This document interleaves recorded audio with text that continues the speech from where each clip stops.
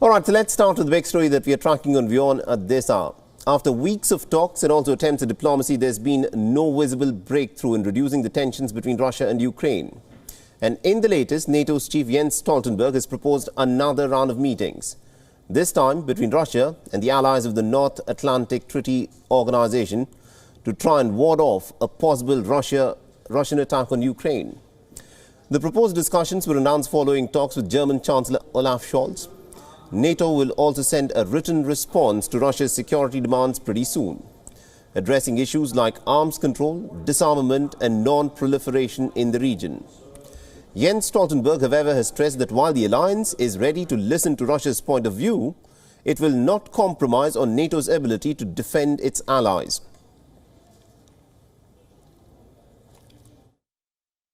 The main task now is to prevent a military attack on Ukraine, and that's exactly why we send a very clear message to Russia that if they once again decide to use force against Ukraine, it will come with a high cost for Russia.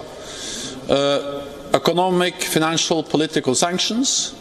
NATO allies also provide support to Ukraine. Ukraine has, of course, the right to self-defense, as every sovereign nation has.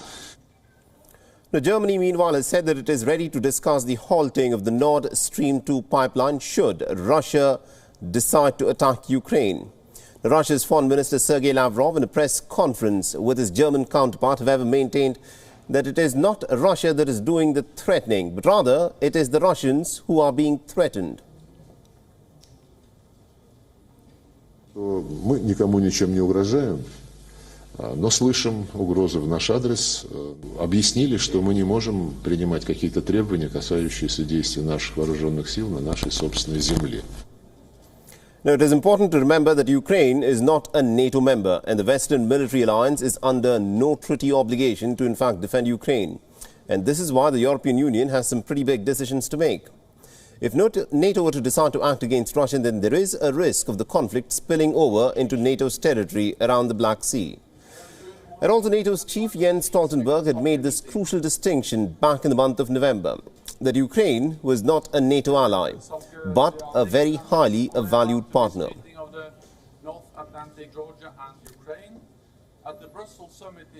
All right, now to give us more insights in terms of what this visit by Anthony Blinken, of course, to Kiev means and how these tensions are in fact playing out in Europe, we're joined in by our correspondent Trent Murray, who's joining us live from Berlin.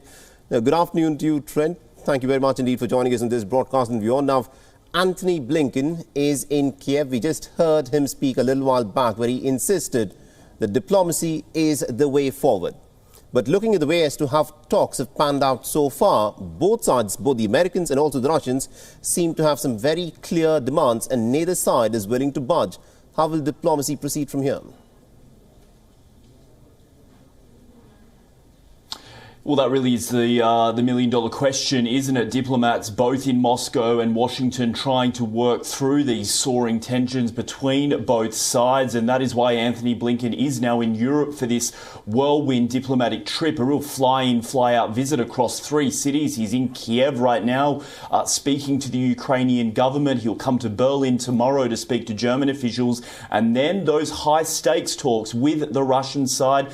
Sergei Lavrov, the foreign minister there, the two of them will meet in Geneva. But the talks in Kiev today are really important because once again, symbolism in all of this is very important. Anthony Blinken says the reason he's in Kiev is to send a very clear sign to the Russians that the United States does stand with Ukraine in wanting to protect its sovereignty and territorial integrity. But of course, they are under no NATO obligation. As you rightfully point out, Ukraine is not a NATO member, but nevertheless, Ukraine is working very hard to try and get support from NATO members, including the US, as this massive troop build-up on their border continues from the Russian side. Anthony Blinken pointing out this morning that President Vladimir Putin has got so much capacity now in terms of troop numbers on the Ukrainian border that really he's in a position to strike at any moment with an invasion, and that has got European capitals very, very nervous. Absolutely, indeed. That, of course, is the assessment by the White House, which has said that Russia can, in fact, strike Ukraine pretty much at any moment. And also, what has happened? Because on the ground, things are also moving very swiftly.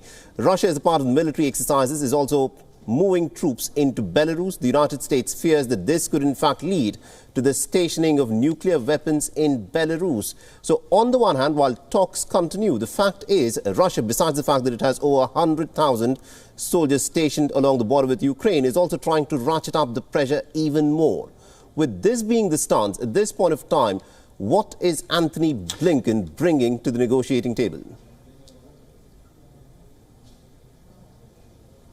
Well, yeah, I mean, there is just so much happening, isn't there, that it is hard to keep up with. So much troop movement on the ground, so much positioning of heavy equipment, including tanks and artillery. And meanwhile, you have got diplomats all over Europe flying back and forth, trying to talk Russia down from any more aggression. Annalena Baerbock, the German foreign minister, was in Russia yesterday, speaking there with her counterpart, again, trying to reiterate a message that Europe stood with Ukraine and the United States as well in trying to deter their aggression.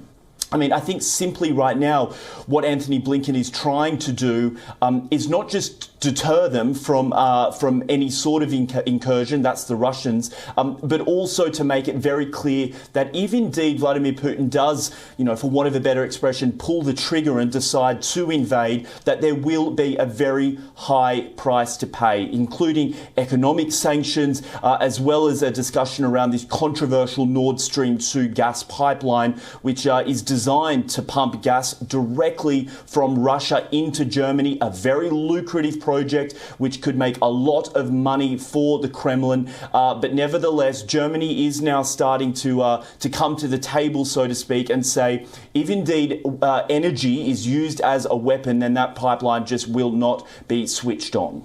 Absolutely, indeed. Thank you very much indeed, Trent Murray, for joining us and getting us all those updates from Berlin there. WION is now available in your country. Download the app now and get all the news on the move.